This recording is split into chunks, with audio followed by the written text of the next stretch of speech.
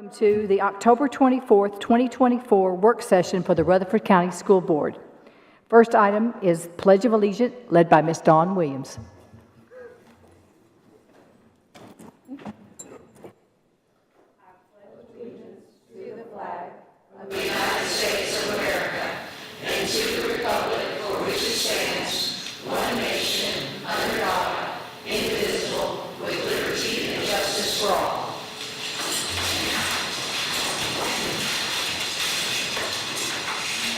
Before we have our moment of silence, I would like to ask, I have two things I would like for us to pray for. Jeff Sandvig, who was the former CFO for over 20 plus years with Rutherford County Schools, his wife has recently passed away. And I also want to inform everyone that there was a horrible traffic accident today that involved some of our students from Blackman High School. So during tonight's moment of silence, I would like us to lift up the families and friends of those involved. They are going to need lots of support from the community. Bow your heads, please.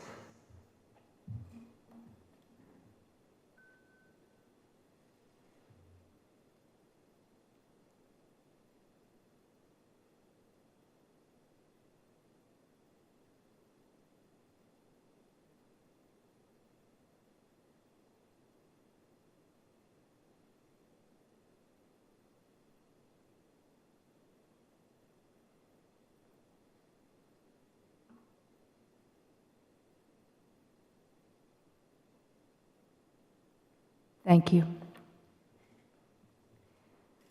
First up, we have the approval of the agenda.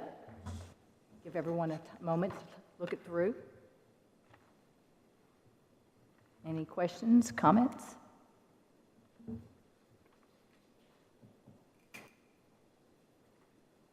I'll make a motion to approve. Well, we'll do that Thursday. Thank you. Okay. I'm just practicing. Get that. Good. Next, we'll move on to the approval of the consent agenda. Madam Chairman. Yes. Just for our new board members, we talked about this with soccer, but basketball is the bigger one. Our county rec department runs all of county basketball junior pro through Eagleville's books. So you will see officiating along with gate workers, along for everything on the consent agenda. And again, Eagleville's not getting that money. That is just how we run everything through the books. Because it is, I know my first year was very alarming to see 5 pages of Eagleville getting all the funds. I think we all had that discussion with you. What's the deal? But thank you for explaining that. So take a look at this. Any questions or comments after looking at this?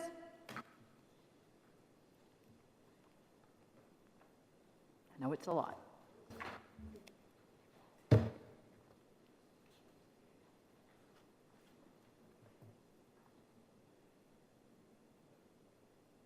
If not, we'll move on.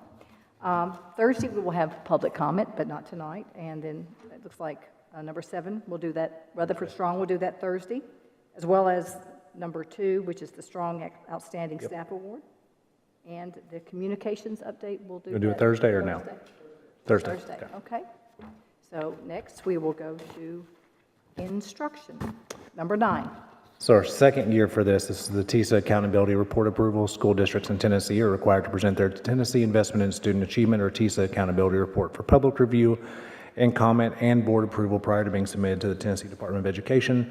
TISA Accountability Report will be reviewed annually to determine whether the school district is taking proper steps to achieve their stated goals. The report must be submitted annually to TDOE by November 1st.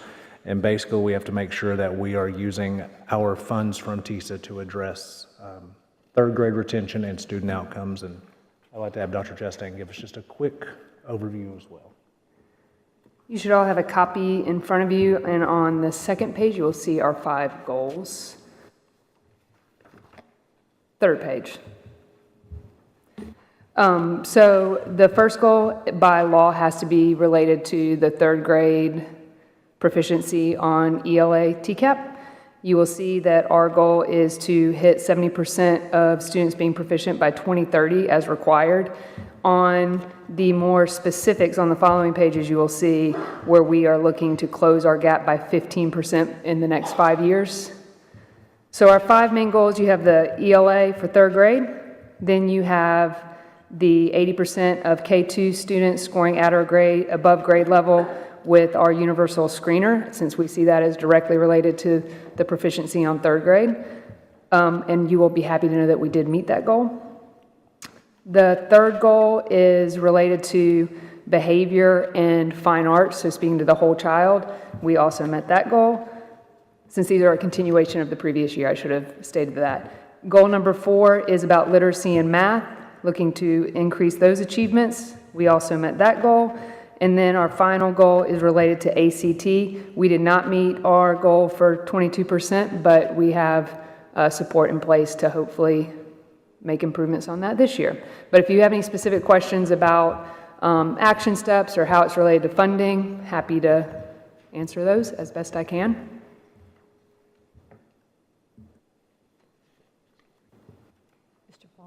Ms. Darby? Can you speak a little bit, I guess, to how these goals tie into funding? How they directly tie into the funding or how we came up with them, just specifically the money part?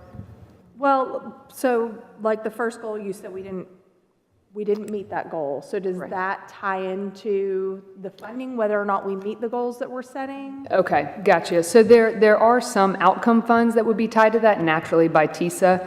Our kind of aim on what's required by law here is to show how we are using those funds to meet these goals. So it's not necessarily directly related to if we get additional funds for meeting or not meeting, if that makes sense.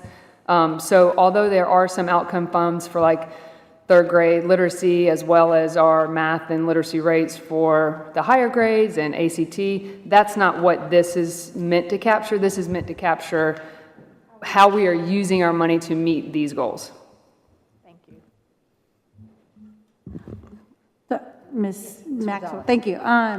So the first goal, I know that's tied to the state law, but where are we at percentage-wise? I was going to do a quick math, but I thought I'd just ask.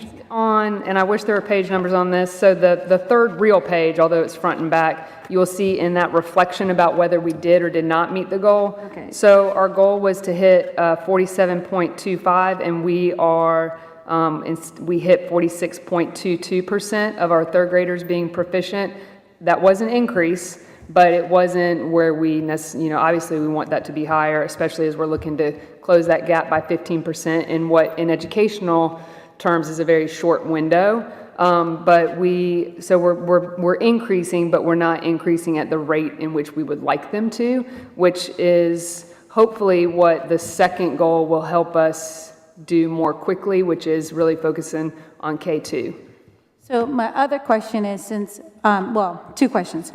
So we're at 46.22%, and then we're building this action plan to get to meet the overall goal in 2030.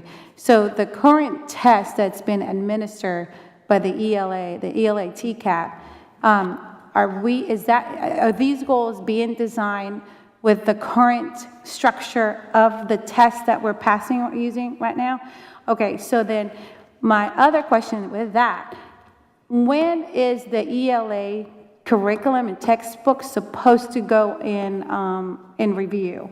And when are we supposed to be adopting a new curriculum? That's a really good question, and We discussed at the retreats the 29-30 school year, so When is it? 29-30 school year, so the last year. Okay, so so the reason I'm asking is that if we're getting a new curriculum, I'm thinking that the ELA portion of the TCAP may also change to reflect the new curriculum as well. So if we are putting in steps in alignment with the current structure of the current test, and we get a new curriculum and it changes the structure, will that impact this action plan that we have? It could. You would hope that that would then be reflected in a state law change. So again, remember that the test itself is created by the state. The law dictates what we are required to give to the students in terms of assessments, and then the law requires us to meet certain goals, all coming from the same place. So if there was a change in test, cut scores, proficiency levels, assessment structure, you would think that that would then be reflected in a change in what our expectations were. Just to add to that, the thing that is not directly related to any performance or action by the state would be the universal screeners are not governed by the state at all, strictly based on skill. That's our K2 goal. We can trust that that's something we should be making progress on regardless of state action. And in addition to that, I would say ACT would be the other two kind of nationally normed goals that aren't dictated by any state test change. So, This is not anything we can control, it's up to the state, isn't it? Is that correct? The state certainly controls the specifics and the nuances in how we're measuring students. Obviously, we're going to continue to expect high performance of our students regardless of what the state kind of rules are. But yes, for these specific measures, we don't have control over those. so will it make sense for us to go back to our state lawmakers in influencing the department to not make a change in the adoption of the curriculum and maybe push back a year?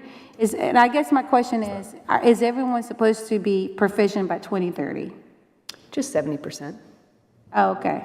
We do this about every 5 years. Back in the early 2000s, it was 100%. And what I think gets missed if you're not in education is that while you're hopefully addressing these, your cut scores, what's considered proficient, how many questions you have to get right, change consistently. And so what may have gotten you to proficient one year may not get you to proficient the next year. So it's hard to compare one year to the next when that's not consistent. Yes, Mr. Vaught. Restate that again, the first part of your statement. You said we were at 100% at one. We're supposed to be under No Child Left Behind with President Bush in the early 2000s. It was supposed to be 100% of kids proficient. Okay, so how has it changed since then? No one ever made it to 100% of kids proficient. Okay, so that was an unattainable goal realistically, right? Yep. So back to, help me with this, okay? You're setting number one is set by the state, right? Correct. 2, 3, 4, and 5 are your group. In line with our strategic plan, correct. That is something internal here. Okay, so again, and I'm trying to think about, okay, third graders 5 years from now, you're talking about 5 years from now, right? Okay, they'll be eighth graders, right? So what I'm gathering that you guys have been able to do, unless I'm reading this wrong, is that you've got K2 to 80% right now. That's our, Is that your goal, or Correct. Or where are Correct. you right now? Let's see. With K2? let me make sure I think we're at 60, just over 61%. Yes, you'll see those on, Okay. it says goal 2.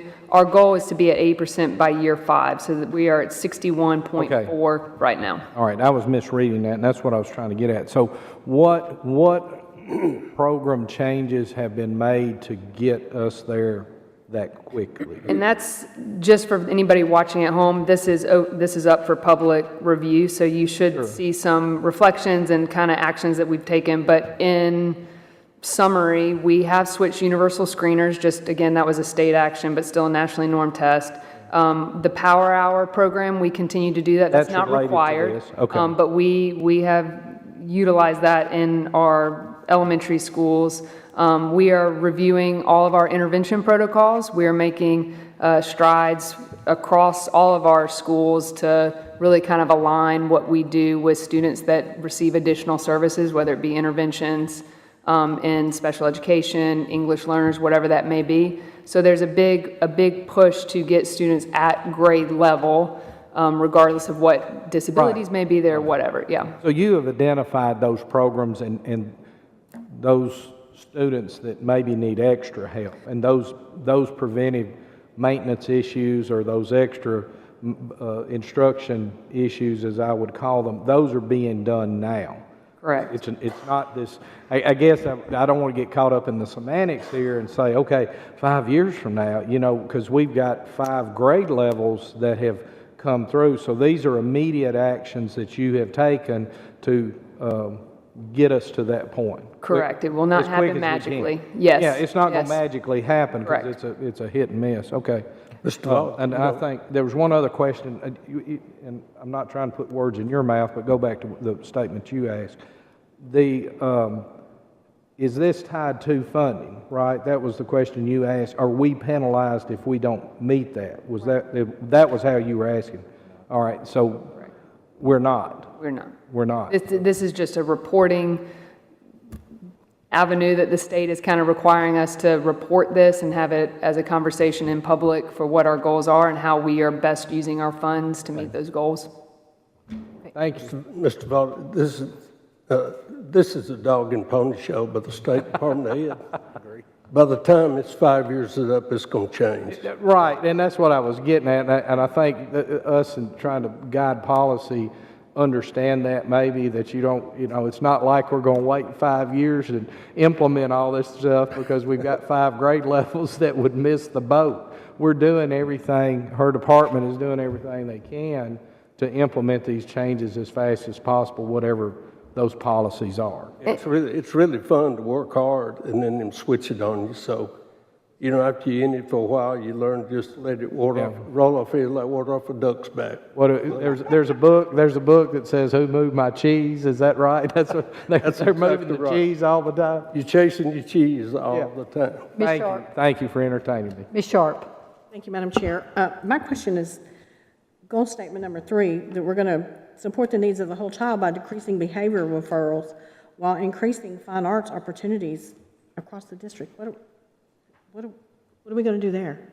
So when we were meeting as a team, and again, we're continuing this from last year and in alignment with our strategic plan, which does specifically talk about whole child and making sure we are finding all the ways students may be talented within the school day that aren't just academics, talking with our schools and our principals and our teachers, and we've had a lot of conversations about behavior as well. That is obviously directly tied to how they can perform in a classroom if behavior is not in a place that's allowing them to be successful in getting instruction.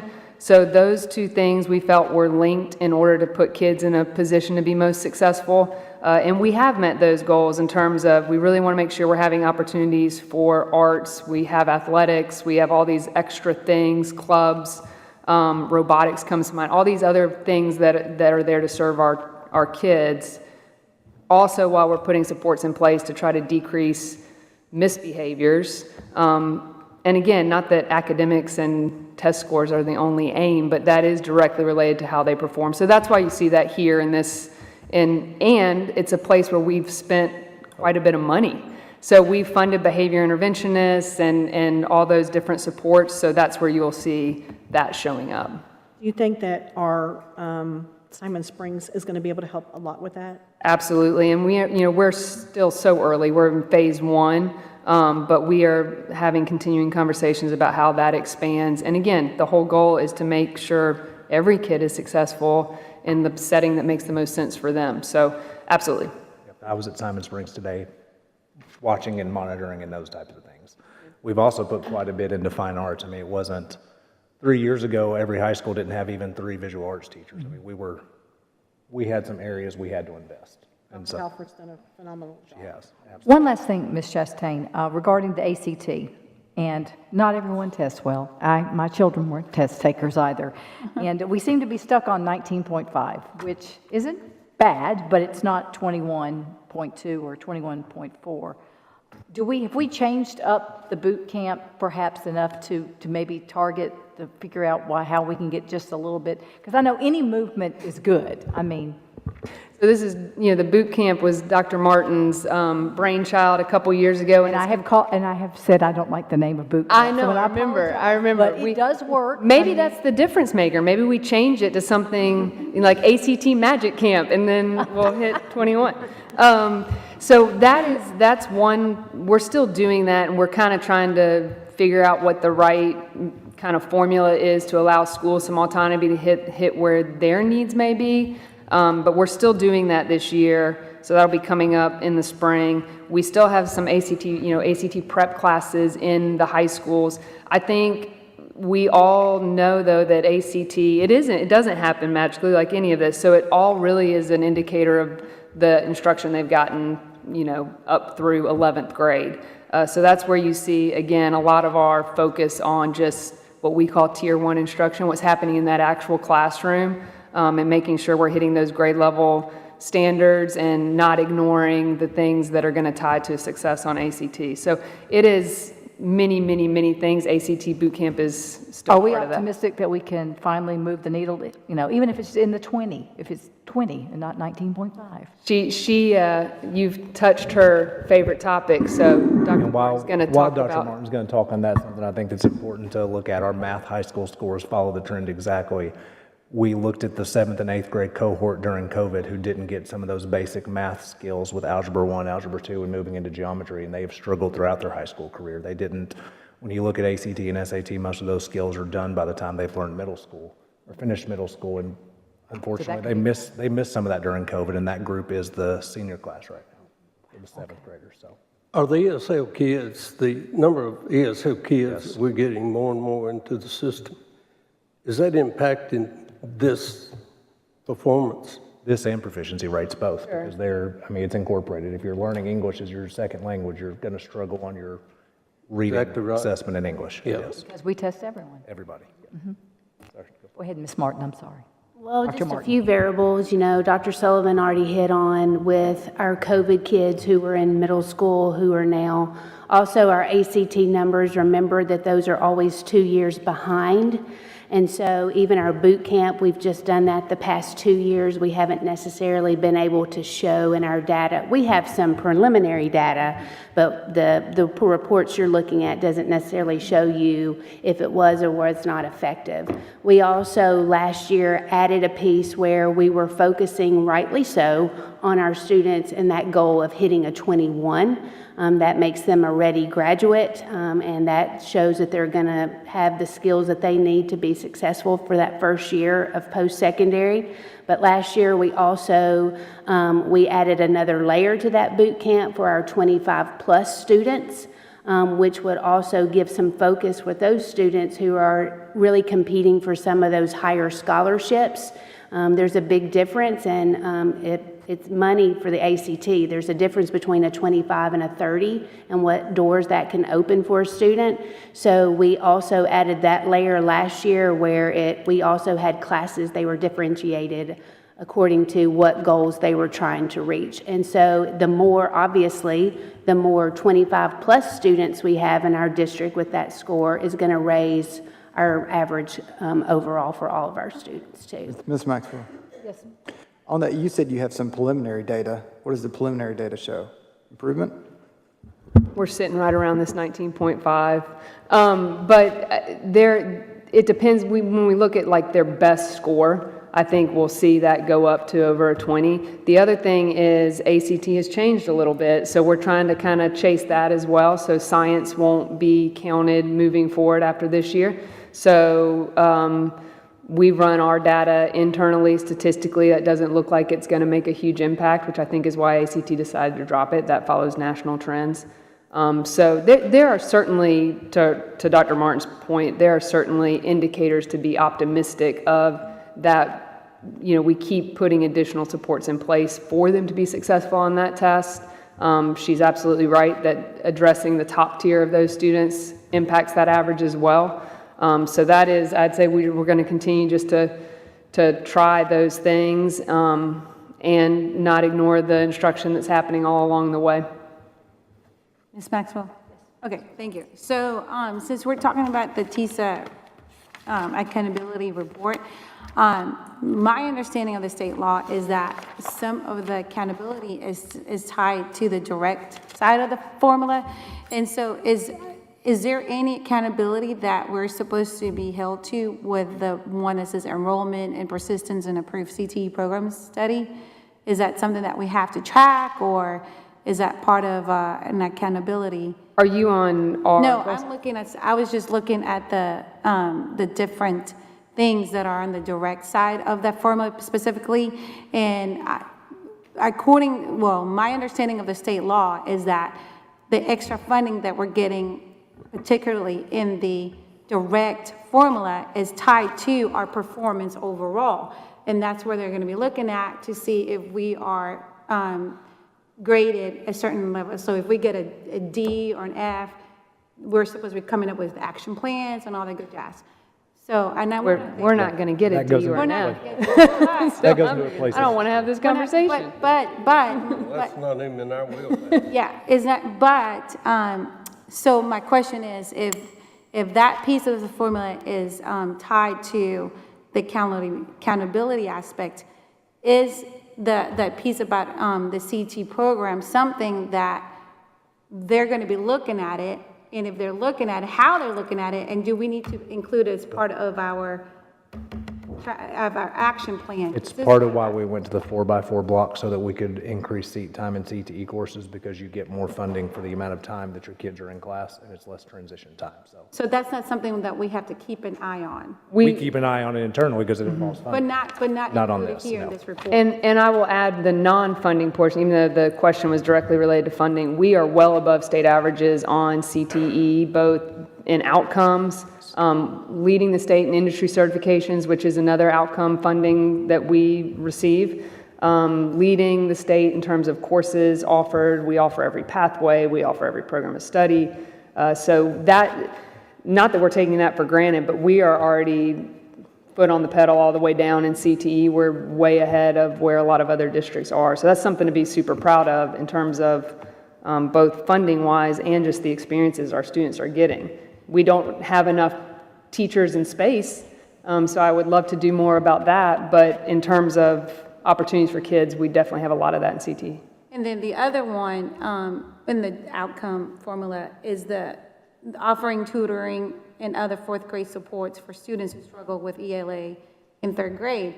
Is that something that we need to be part of our accountability report as a goal to say, if you're not proficient in third grade, and if you're fourth grade, we're going to get you to this? We've put them within our Power Hour funding for this year as well, even though the state's no longer funding it at the same rate they did before. We've kept that Power Hour priority for fourth grade. Any student that didn't receive proficiencies or got there through kind of a different pathway is part of the Power Hour tutoring program. Most districts do tutoring within the day. We do interventions during the day. Tutoring after school is our model, so that they're not having to give up one or the other.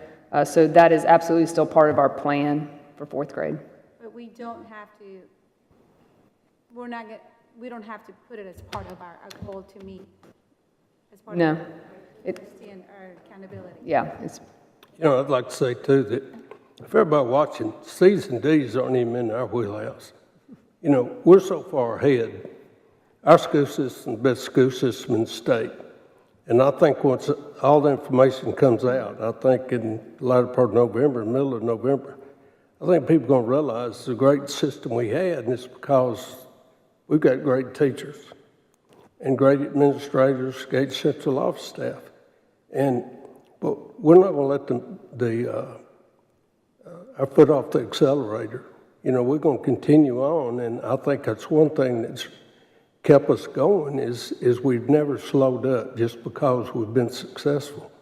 And, you know, I think that's the main thing we need to do as a board is support everything that our schools are doing, because let me tell you something, we're way ahead of the game. We need to just be thankful for that. Madam, it starts at the top. The leadership starts at the top and it trickles down. So we have good team up here in the central office supporting the rest of the schools, and we have good leadership in the schools as well, supporting what the initiatives are that are coming from the central office. So Absolutely. It's Very a- proud of Rutherford First County. guy that hired him realized he wasn't real smart, but he's smart enough to realize good people. Yes, Ms. Darby. I just want to make sure, and I'm not saying that this is what's happening, but I do just want to say, while we're discussing the goal number 3, I just want us as a district to be really careful about focusing too much on decreasing the number of referrals and not enough on just the behavior in and of itself. I know sometimes people can get a little hyper-focused on numbers because it relates to the state and funding and all of those things. And I know we've all kind of heard the mantra from some teachers of, I sent my kid to the principal, that they came back with a sucker, and they get very frustrated. And so I just want us to be aware and mindful of how we focus on that number and how we're presenting that to our staff in the expectation, because I certainly don't want to say, yeah, our numbers went down, but then we have teachers frustrated because they feel like they're not getting the response. Sure. Does that make sense? Yes, that's a fair point. And, you know, the only reason we directly tied it to office referrals and discipline referrals is simply because that's considered clean data, you know, something easy to track. But yes, it's certainly more nuanced. We have data that we keep on reset room referrals and time and number of students. And so, yes, for sure, I hear you. How do you, what do you suggest we do if we don't use referrals? I'm sorry, say that again. What do I suggest what? If you don't want us to use referrals numbers, what do you suggest we use? No, I didn't say we shouldn't use referral numbers. I'm just saying we need to be careful that putting the focus on the percent that we're trying to bring the referrals down doesn't translate into not referring someone that should be referred. Ms. Maxwell? Yeah, one thing about that, you know, I don't think you've ever been in school administration, but the last time I was in it, you know, you got to have discipline before you can do anything. It doesn't make any difference whether it's referrals or whatever. But I think the documentation and these teachers that think, well, the kids come back, that's easy to say, but they haven't been on the other end of the spectrum. They haven't been in that school administrative position to see what the ramifications were for that result. And that's the reason you have administrators, and that's the reason you have teachers. So, you know, we got to get where we just support our administrators, and you know, the teachers need to teach, administrators administrate. I just had a question. So I'm looking at these numbers, and it's about they're wanting us to be about 3% each year, right? That's kind of roughly 2.75, 3%, something like that. And I noticed you mentioned something that I was looking through some of the goals here, and you're talking about the K through 2 students improving. And when I'm looking back over here about the reflection, you know, what kind of changes are we going to make? I mean, we're going up 2%. 2% is great. That's good. Which one you on? I'm on, I guess, actual page 3. I don't know what it's called, but I think it's your right-hand side there. But it says our district action plan won't change significantly. I'm just wondering, is there any districts that are similar demographics that are doing something radically different than us with a higher success rate, or are we already leading the charge? There may be some out there that are doing something radical and we just haven't found them yet, but right now we are leading the charge. And I mean, truly. Yeah, people come and visit. Well, I think something I think is useful is when I'm reading about focusing more on the K through 2 instead of just waiting, because you know, these third grade teachers, there's so much pressure on them, and it's really not a reflection of just them. It's you know, all the steps before that and the different avenues that are going on. So just a thought. So. And one thing we have talked about a little bit internally, and we'll bring principals in and teachers in as we discuss options with K2. We've switched up a little bit of the accountability model for our first grade teachers as well, looking at some other options in terms of how a district-wide we can ensure that we're kind of being able to measure across schools in preparation for that third grade, because you're absolutely right. That certainly should not feel as if it's all on those third grade teachers. No. I've got 2 quick things. One is it's also becoming more of a challenge for our third as we become with higher mobility into our district. You know, a lot of our third graders may not have been ours in previous years.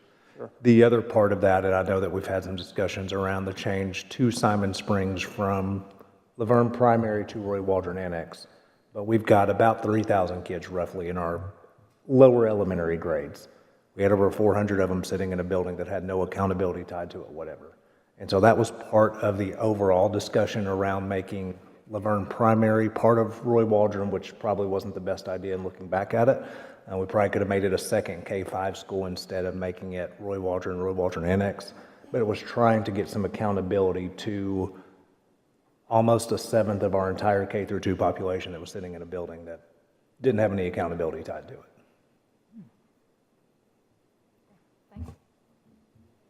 Any other discussion? We will move on to part 2, Orton Gillingham training for teachers. This is something that we do in all of our intervention classrooms. So we've got the curriculum instruction departments requesting the approval for Orton Gillingham training through the Institute for Multisensory Education. And this training will take place in 2 cohorts with RCS teachers. Cohort number 1, November 6th through 8th and December 9th through 10th, and cohort number 2, November 18th through 20th and December 11th through 12th. Orton Gillingham training is a hands-on, personalized 30-hour training that's thorough, engaging, and designed for teachers who provide instruction in fluency, vocabulary, and comprehension. Federal funds will be used to cover the cost of this training, with Title I paying $17,304 and Title II paying $69,196. If you go to the What Works Clearinghouse, which is run by the government, which tells you kind of which intervention programs are the best ones, this is one that year in and year out that we continually focus on and we get the biggest impact out of. And you can tell it's intensive. I mean, it's 30 hours per teacher, so we're getting quite a bit into it. Madam Chair. Yes, Ms. Darby. Dr. Sullivan, do you know how many teachers we're going to be able to put through that program? Should be 60, I hope. Is that correct? Oh, did I miss it? Yep. Nope, it doesn't say that. Thank you. Sound right? that I thought it, okay, I thought It's it was on there. 60. I missed it. Okay. Are they specific grade bands, or, because you and I discussed this program last year, so, This particular training, so we typically, and have done this for a little while, but we send all new interventionists. So all new interventionists will go through this training. In all buildings K-8, they are able to choose 1 additional special education teacher, and all Title I schools get 1 additional teacher on top of that. So that's what ends up bringing you to the 60. great, thank you. Madam Chair. Yes, Mr. I believe that I recall every year that this has been something that's very successful, so I think this is good. Excellent. Number 10, legal. So we have 3 students. You have a manila folder with you. Transfer student number 1, the board's been requested to admit a transfer student from another school system under discipline. The student was expelled for the use of THC. Since it's the same thing, I'll just read it once. According to policy 6.318, the board may deny admissions of any student except those in state custody when a student transfers from another school system under suspension or expulsion. Director of Schools' recommendation is to admit in place into alternative school. We do have seats in the alternative schools right now. Then we have number 2. Board's been requested to admit a transfer student from another school system under discipline. This student was referred to alternative school due to fighting. Same, of course, policy, and Director of Schools' recommendation is to deny admission in this case. And the third one is the board's been requested to admit a transfer student from another school system under discipline. The student was referred to an alternative program due to making a student threat. Same policy, and again, Director of Schools' recommendation is to deny in this setting. Ms. Maxwell? Yes, Dr. Sullivan, how are we with our space in the alternative schools? Right now, plenty of space, and we're going to be increasing how long students stay. Okay. That's excellent. Yep. Can you tell us what your reason was for accepting 1 and not the other 2? Yeah, if the student had been in Rutherford County Schools when this offense had occurred, for that first offense, they would have done our 20-day drug program first, and that would be the reason. This would actually have them hopefully go through a similar or longer program than they would have if they had been with us. Thank you. Okay, number 11, human resources. Siegel High School and Rockville High School are seeking approval for a co-op to be formed between them for lacrosse. That is a TSSAA approved sport. Rockville High School students would join with the established Siegel High lacrosse team for the 24-25 spring season. You would hope as time goes on, if there's interest, that your programs would not need a co-op if they continue to add, but at this point, Siegel and Rockville are seeking to co-op. That's awesome. Okay. Number 2, Same similar situation, Christiana Middle and Whitworth Buchanan Middle are seeking approval for a co-op to be formed between them. Christiana Middle is an established program, and Whitworth students right now don't have that option. They don't have enough students for their own program, so we're seeking a co-op to allow them to compete with Christiana Middle School. I got one question. TSSAA the TSSAA has rules on co-ops, right? Yes. Because of the timing of our board meeting, TSSAA has actually already approved both of these. But one of the steps has to have board approval. So they are not allowed to participate unless there's board approval. TSSAA has met last, I guess, 2 weeks ago and already approved. Great. Thank you. Number 12, safety. Number 12 is one that we're excited about. I won't go into all the details of the radios just because of safety. And it's a lot of information. We had a retreat Friday. We discussed it in detail. This is an MCA radio purchase request. This request is to purchase from Mobile Communications America, MCA, between 30 and 40 radios per school for a minimum baseline operation of two-way radios. This request will finish a repeater installation project where all campuses will have a repeater for minimizing the dead zones for two-way radio effectiveness. Schools will also be able to access a communication network called a Link Capacity Plus system where 4 zones of 15 school clusters will be established. This will give administrators the ability to communicate with each other all at one time in a radio emergency channel. Purchase will include a 1-year service plan provided by MCA to help maintain the life of the radios and equipment. The cost of the equipment and service will be approximately $2,015,000 and will be funded from General Purpose Fund 141 unassigned fund balance. And then right below it, you have, not in number 1, but in number 2, the actual fund balance amendment. And so to give you a little bit of information, because I know the county commission, anytime we go to fund balance, they ask, where's this money coming from? Is it recurring funding? Where we're going to discuss this funding from is last year we received fast growth funding, and the board members who were on the board are very well aware of this. We thought about $7 million. We didn't spend it. And on May 21st, we were told no, that fast growth funding is going to be $4,042,000. And then on July 2nd, after the fiscal year had already ended, we were told, no, you have $6.8 million we're sending you. So we received $2,821,230 extra dollars that went straight into fund balance from state funding of one-time funding. And so that is where we're hoping to use $2 million. We still have to ask county commission approval to be able to pull it out of fund balance, but hopefully being able to show that this was state funding, not local revenue, and they're aware of the safety need because they've had their own issues with radios. But that will be on the same Health and Ed agenda next Tuesday, County Budget Committee meeting on November 7th, and full commission on the 14th. Ms. Maxwell?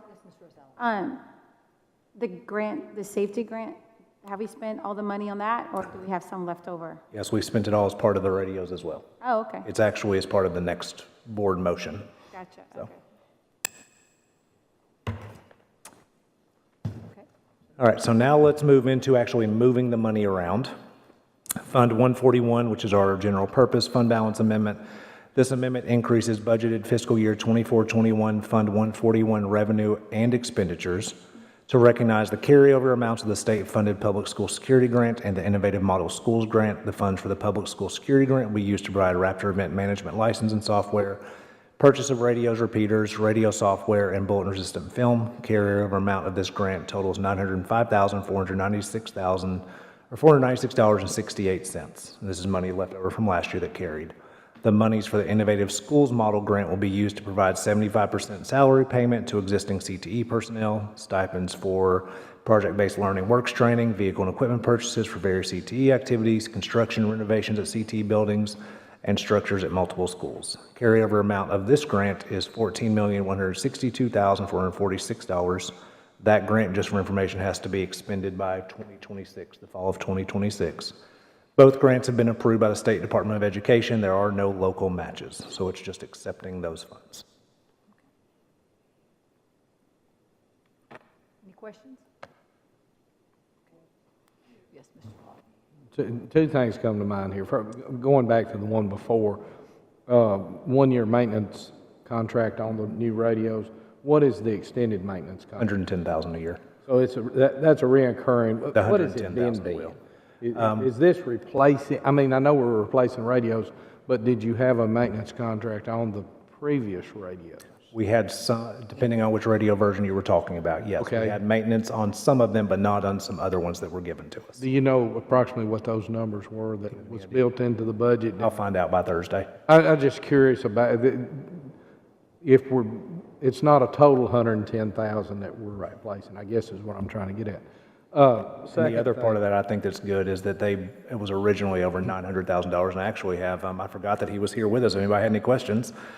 So we have, and I forgot your name, sir, I'm told, Terry with MCA, who I asked him to be here to be available. Oh, he's our radio sales? Yes. All right. Who we've been working with, if anybody had any questions. What's your phone number? Yes, so, thank you for being here. We've had I'm some sorry, I problems with the totally radios. forgot. I kept looking at Patty going, who is back there? And now you were putting eye drops in. I was like, who was doing that back there? Now I recognize you. I'm sorry. So, Back to the carryover amount of the grant, $14 million, you said that's some of that state money that's got to be spent. What's the time frame on it again? September of 2026.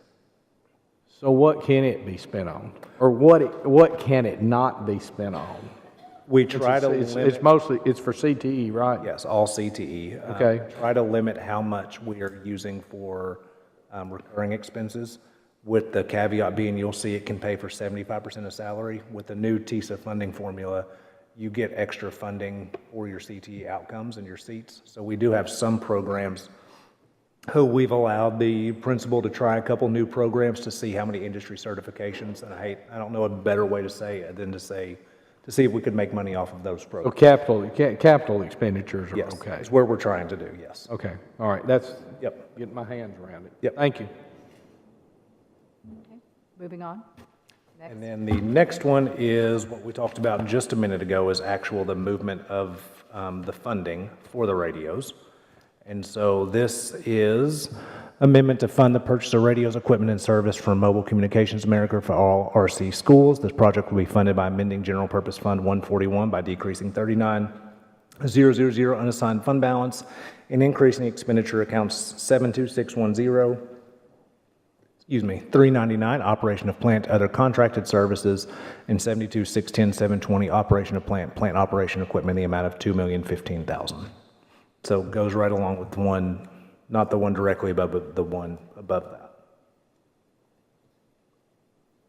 Any questions, comments? Okay, next, number 3.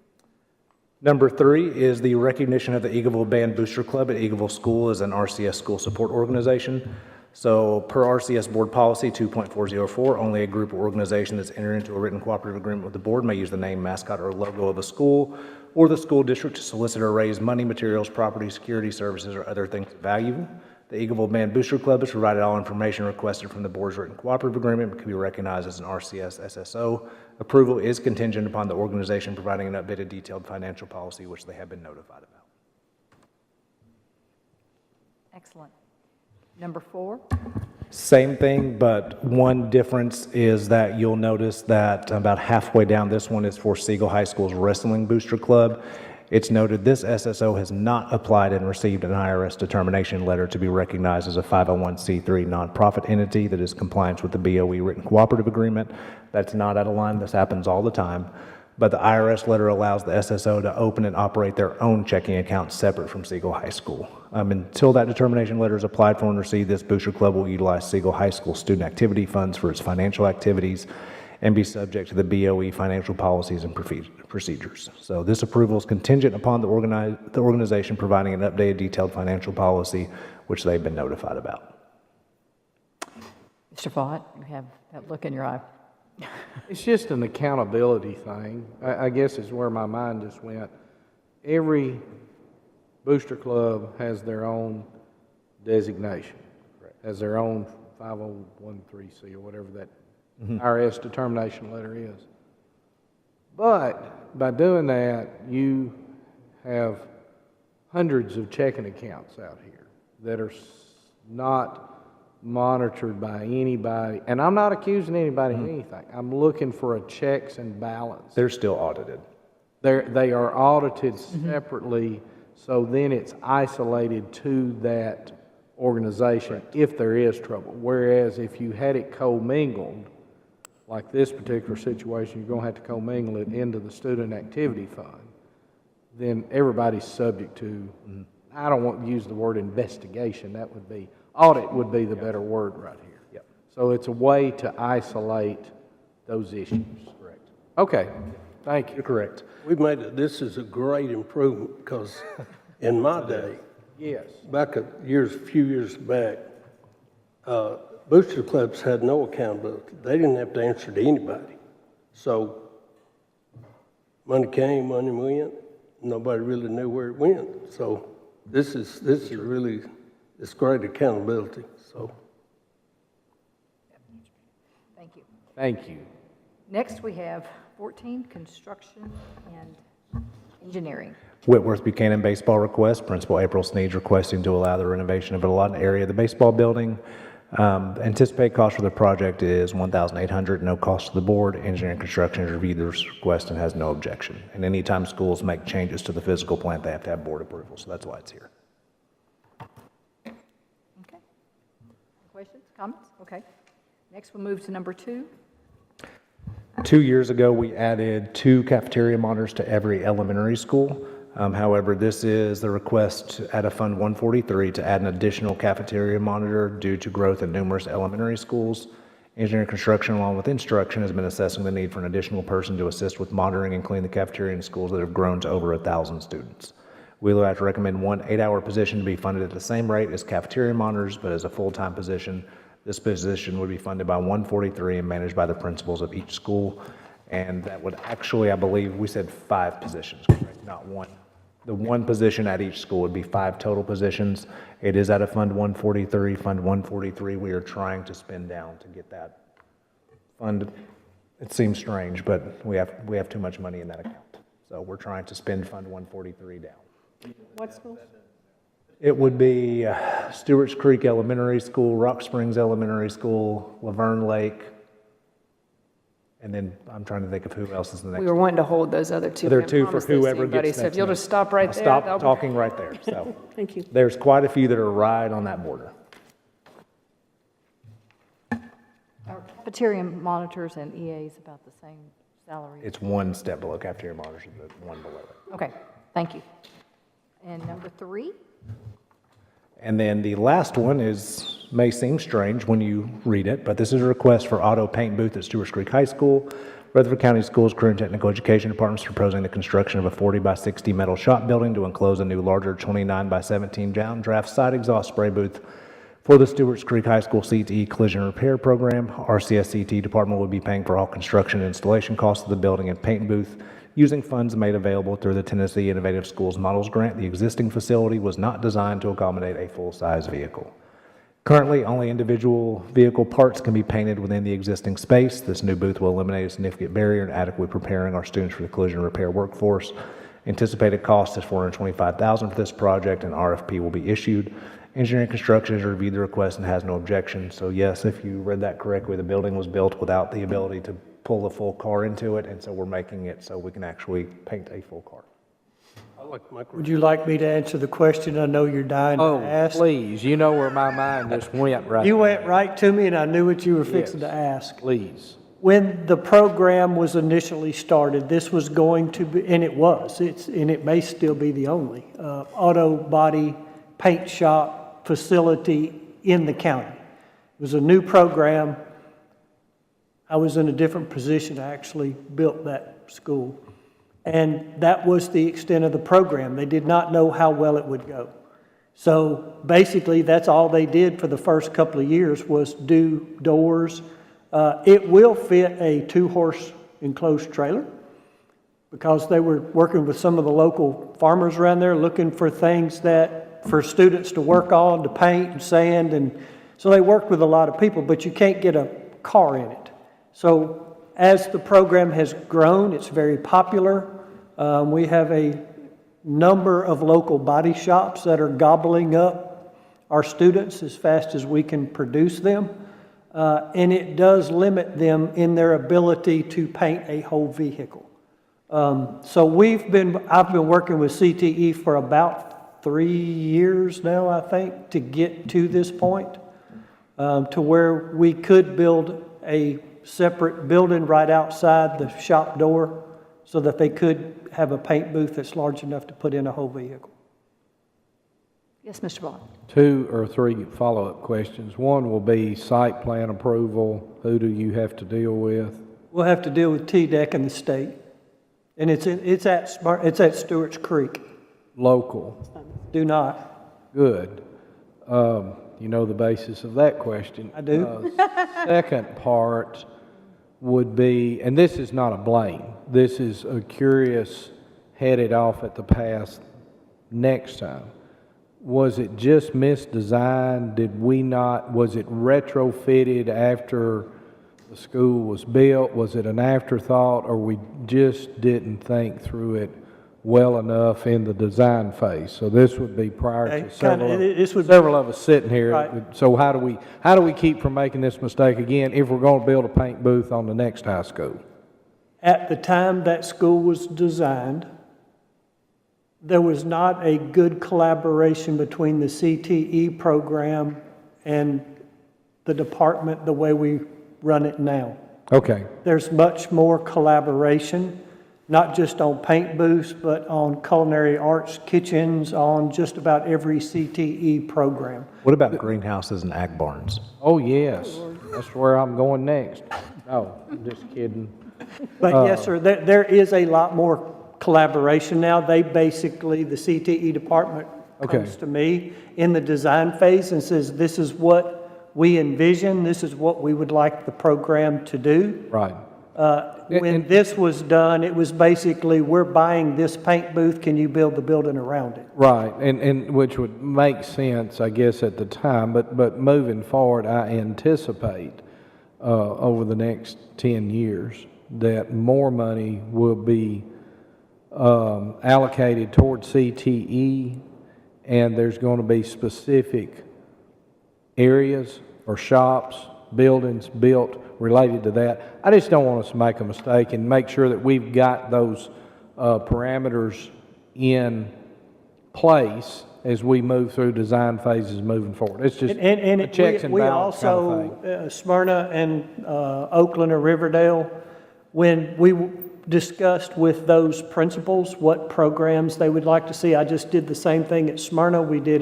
I just recently did it at Laverne. Yeah. For that addition, we met, Dr. Chastain and the CTE program and I all met. We met with the principal. We said, what are your goals? What programs do you like to see? What can we do?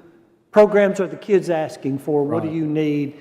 And then we take that feedback, determine what CTE can handle, what they can structure, and then they work with myself to allocate the space program specific instead of buying a piece of equipment and then trying to make the program fit the piece of equipment. And the reason, I guess one reason to tell the rest of you why this is on the back of my mind right now, I had a Farm Service Agency meeting, of which I'm a member of this morning, and one of the other members brought up about greenhouses. Funny you should mention that. And the Farm Bureau is willing to fund, and I think some of our vision has been, or some of the instructors I've talked to, there are multiple organizations, businesses within our county that would love to help fund some of this CTE expansion, collaboration, but they just don't know where they want to fit in. And I know that would be a little bit embarrassing, quote unquote, that if we engaged with the Farm Bureau here and they made a large donation to Rutherford County Schools to build greenhouses, we would hate to underbuild them, and we'd hate to get caught up in the bureaucracy where these students cannot utilize these. That wasn't directed at you. You know where that was directed toward. I think everybody here does.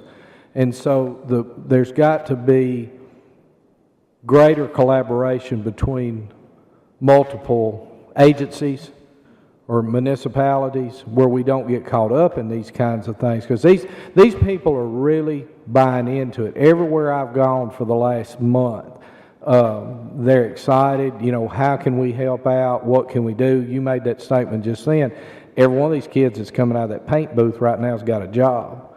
You know, every one of those kids coming out of that welding program down at Laverne has got a job. And so that's, I think this is not speaking for the entire board right now, but I think that is falling on very fertile ground right now with this group, is that we want to do everything we can, but I just want to make sure we expedite and we don't make mistakes and that kind of stuff. So that was the reason I wanted to spend just a second on that. Thank you, Trey. And the instruction department and the engineering and construction department is striving to do everything possible to maximize the funds that we have for the students here. We still have some difficulties doing that, but we will continue to work through those. Thank you. Thank you. First, Mr. Yes. Vaughn, and then Ms. Sharp. One thing, we talked about, I'm like Mr. Vaught. I don't want us to make this mistake again if we have this program in another high school, because it'd be a whole lot cheaper, a whole lot more effective to put it in than it will to remodel. One other thing that Mr. Vaught and I've been working on too about the CTE program, we've met with the CT coordinator and some other people, and they're arranging a meeting where the community stakeholders involved in that are benefiting from these CTE programs, that we're going to all meet together because and let them know what our vision is. Our vision is to more or less have some centralized vocational programs where kids that, just say the welding program at Laverne, that there's kids at other schools would love to do that. And these places, there's 3 or 4 throughout the county where they could, kids from other schools could come into that centralized location for part of the day and get these skills. And we're going to be meeting with some people that are stakeholders to get them to put some skin in the game. And I'm like Mr. Vaught, everybody we've talked to is excited about it, they're on board with it, and they're ready to go. Because what's made it so great here is because of our workforce and the people, our schools, and so, thanks to everybody else. But again, it's just the community is benefiting from everything. And so it's just a great thing to see the stakeholders excited about this program as much as we are. Ms. Sharp? Thank you, Madam Chair. Mr. Lee, I'm kind of remembering, my son was at Stewart's Creek Middle right before they opened the high school, and he lost his own exception. But it seems like to me that there were several things that were cut because we were over budget, and I'm not sure if that was one of them. So it was, That was not Stewart's Creek, that was Rockvale. Rockvale's the one who was reduced. Okay. So I was But remembering that it was Stewart's Creek. Oh, ma'am. So will any of our activity buses fit in that booth? no, ma'am. Okay. Because I was going to say they're going to have some mascots or something on there, but I can't wait to see what designs come out of that booth and what they design. Speaking, Mr. Vaughn, about the welding program at Laverne, I spoke to many of the industry businesses that were there, and they're so happy that we're kind of equalizing our college and career and trades, and it's not so out of balance. They're thrilled that we are coming back and putting more of the trades in our school. And thank you so much for everything that you've done. The building at Laverne, I guess we'll talk about it later, but that was just a big garage. Most people didn't see it before it really got started. That was a huge garage with really nothing in it. It was just a big open space, much like what was at our virtual school. And so thank you so much, and to the CTE program and Dr. Chastain, everything, because it is going to be a game changer for our kids. And I do think that we need to look, like Mr. Vaughn said, toward more doing the hubs, because we have kids at Laverne School that want to do that. We just don't have enough space, and we don't have another teacher, which I'm working on. But I think we're headed in the right direction. Ms. Maxwell. Yes, Mr. Tipple. I want to ask a question about the Innovative School Models grant that we got. Can we get, not if this is for Dr. Chastain or Mr. Lee, but can we get a number of projects that are in limbo? I'm meeting with CTE. They've got some additional projects coming that they're not finished. They're still working with some of the principals on what programs they would like to see. So we do have a few more programs coming, but I'm sure that we can get Brian and them to put together a list of what we currently have and where they're going. Awesome. I can tell you the main things are obviously the OHS barn, the greenhouse at Holloway, greenhouse at Riverdale, barn at Riverdale, and Siegel High greenhouse. Those are the ones that There's Blackman High.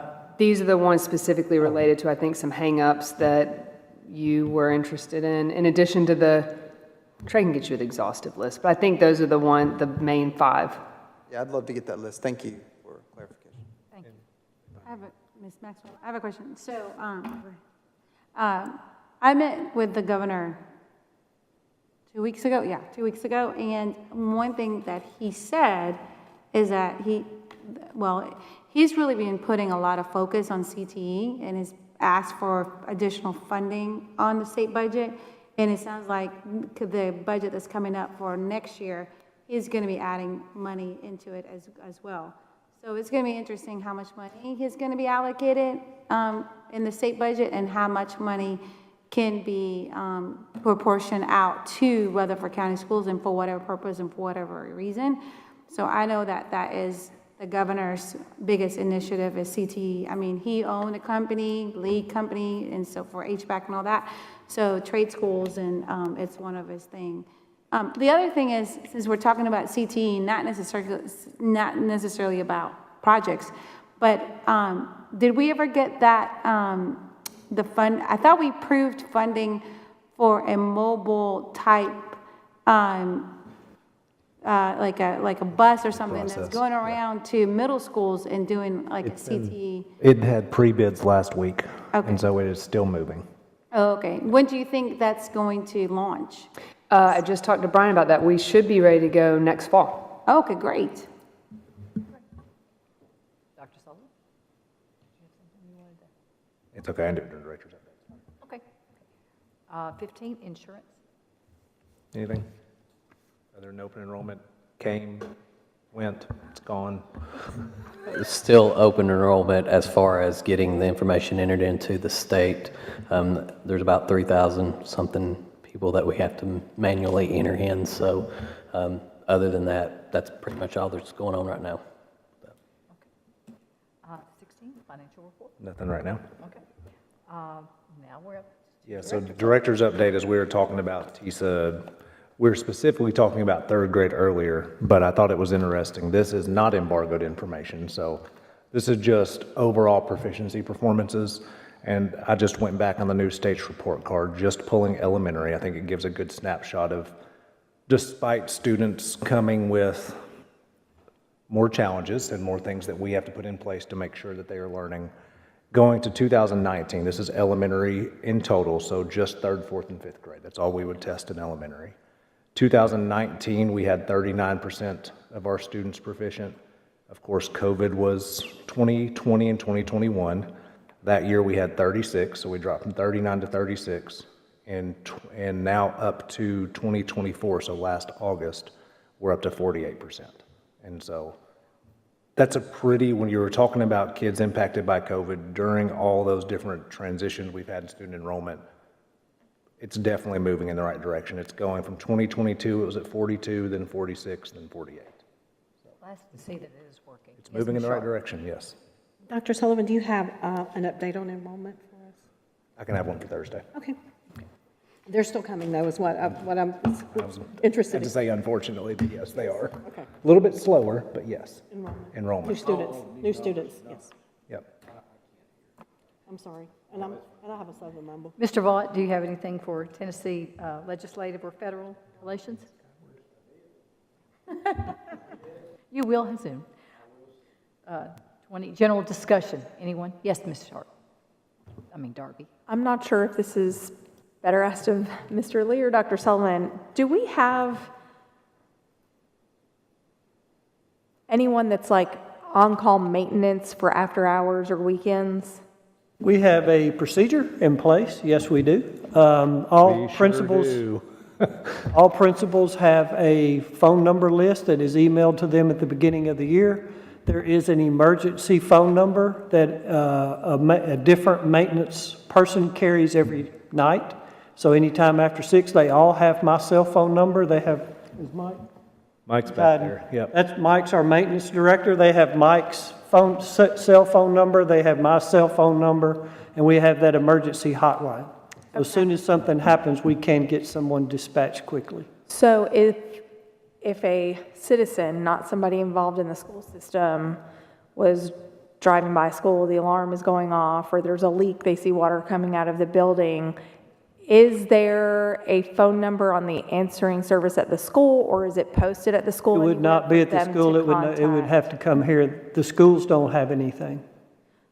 Well, so my concern is this. I know in Laverne, we've had a school where the alarm has gone off twice, and people are all over social media trying to figure out who or where they can contact. So do we need to look at some kind of procedure or a main after-hours line that the Typically, district when the can implement? fire alarm goes off, it calls the fire department, and the fire department has access to that, and they have all of our phone numbers. But evidently, it did not go to the fire department. Well, this is the second time at the same Diamond school in a Springs. short period of Diamond time, Springs, and talking about people who were, hours, according to them, listening to it. So I just think it's probably not a bad idea. There are times when things happen, and if no one's at the school and someone drives by and, for instance, sees like water coming out or something, it would be nice if we had some way for the public to know. We could put an emergency number on our website after hours. Ms. Sharp first, and then Mr. Vaughn, and then Kieran. Thank you. I don't know if that something was lost in translation with the fire department, because they just got a new building and everything, so that may be what happened. We're 99.9% sure that problem is solved. Okay, thank you. Sweet.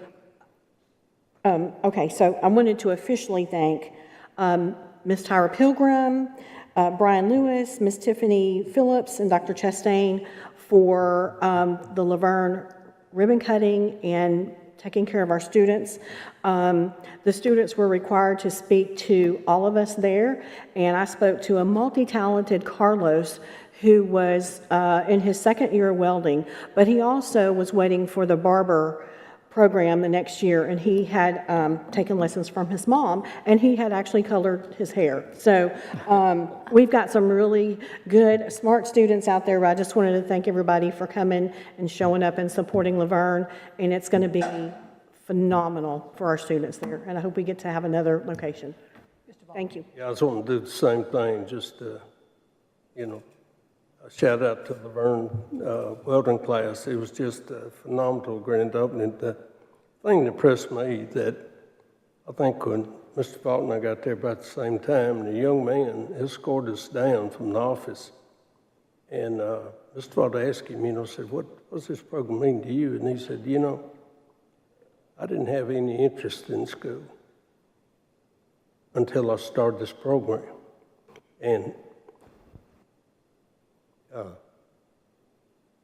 when you see things like that, when it impacts a kid's life, to me, that's what it's all about. And, Ms. Sharp mentioned about the college readiness versus the vocational need, the skill level coming out of schools. We're talking about probably 85% kids don't go to college, 15% do. So we're trying to balance that more and more because the demand for that kids coming out of school with skills is just tremendous compared to college readiness. We need both, and we're doing a great job of that here. I think we just need to realize how lucky and thankful we are to be here in this community, in this county. I want to echo something else, but to echo what Tammy and Butch both said, that was fun the other day. That was my second visit back to Laverne in 20 years, I guess. But he was that young man was interesting because he was articulate enough. He could probably go on to college. He could probably do anything he wanted to do, but he was kind of a gearhead. you know, and this thing it just really made him fit in or feel he had a place. And it was just an interesting conversation there when he was, and it tickled me that the teacher had, you know, somebody meet all of us and escort us down. I thought that was an added touch. But talking about after hours, and I'm not saying this is what we ought to do, but we have an answering service at the office. Started a couple of years ago, and I never dreamed about it, but we do so many online auctions, there's always some issue at night, and we've got personnel in place, but it's through that service called Ruby, and man, you give them a list of who needs to be notified, it patches that call straight through to whoever.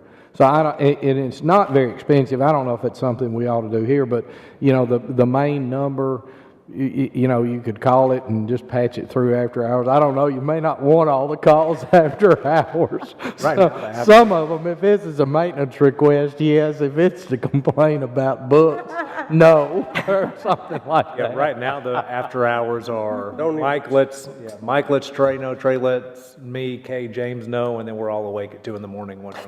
Well, that's the reason I'm trying to get you out of that right there. Just that they could just bypass you guys. But anyway, I'd be glad to share what information I have about that with you. Okay, Mr. Tidwell. I was just going to share something that we all received today. I was in chamber choir when I was back in Oakland, and Dr. Halford had reached out to us and tell us about some of the celebratory reasons that we should be lifting up our choir members. I had it pulled up here. I'm going to pull it back up real quick just to give her a shout out and what our district's doing. We had 44 freshman honors choir students, 88 mid-state choir students, and 36 all-state choir students. Had the most students selected for freshman honors, mid-state, and all-state honors of all districts in Middle Tennessee again. So that's, you know, we always talk about our arts and how we're improving that and what we've done over the past few years. So just a big shout out to them. And then at the board meeting, I'll tell the people the time they can come to see these people in action next Tuesday. Excellent. I will take one quickly. Yeah. Auditioning for, back in my day, freshmen were not allowed to even try to be mid-state or all-state. But making all-state choir my junior and senior years was absolutely the highlight of my life, because I wasn't a sports. I love sports, but I was not a sports athlete. I was a music gal, and I think that's awesome, yes. Tremendous. So anytime we can highlight the arts, I'm all for it. Go ahead, sir. Sorry. I just want to give a quick thank you to our industry partners. So we've had multiple school openings where we do ribbon cuttings, and I'm not sure if we've had, outside of parents and students going to the school, I'm not sure we've had a community outreach as much as we had yesterday when Dr. Hatchett asked, you know, who are our industry partners, and she kept having to go around the room say, what's your company, what's your company, what's your company? I mean, that was a great thing to see. And just talking about our students, I have a student who we've been emailing back and forth about 5 or 6 times over the last 3 weeks. I'll give everybody his name, not right now, but off, because he has made sure that he knows that he is going to be the sheriff someday. I thought he was a senior. He was actually just a freshman, but he saw me at Laverne High School yesterday, and he was very frustrated. I didn't say anything to him. I didn't know, but he called our office twice, once yesterday and once today, to make sure he could let me know that he's still going to be running for sheriff and loves our school system. So, He'll be ready in 26? Yeah, no, he is not. He will not have graduated high school yet, but pretty neat. One other thing, too, talking about the ribbon cutting yesterday. Fred Wade is a Riverdale graduate, and I had the honor of busting his butt twice when he was in school. And believe it or not, he has yet to ever forget that. And he brought that up yesterday at the ribbon cutting. But, man, it's so great to see somebody like Fred to come back and be head of TCAT. And, man, just the opportunity we're going to have to work with him.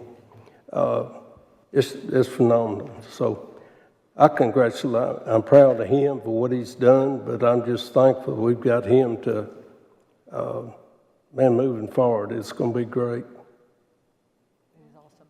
It's great to see people who grew up in this system. Yes, ma'am. Stay and try to make it better, even better. Even if it is Riverdale, but that's... Anything else, sir? Okay. Move to adjourn. Second. We're adjourned. you.